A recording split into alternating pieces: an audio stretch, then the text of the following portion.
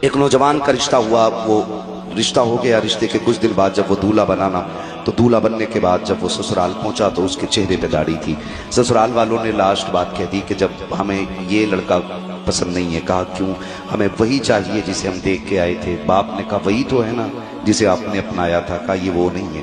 کہا کیوں؟ کہا کہ اس کے چہرے پہ داڑھی نہیں تھی۔ کہا پہچانو بیٹا وہی ہے۔ کہا ہے تو وہی، لیکن ہمیں داڑھی والا لڑکا نہیں چاہیے، اس سے کہو یہ داڑھی منڈا دے ورنہ ہم بیٹی کا نکاح نہیں کریں گے۔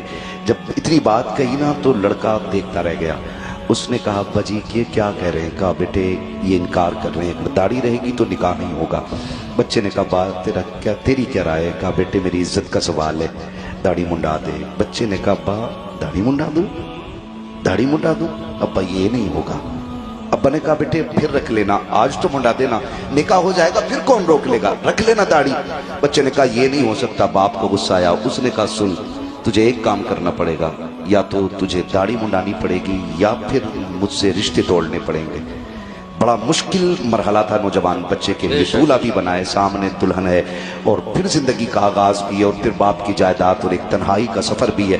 بچے نے کہا کچھ موقع دے۔ کہا سوچ لے، جائیداد چاہیے یا پھر میری اولاد یا میرے رشتے ختم کرنے۔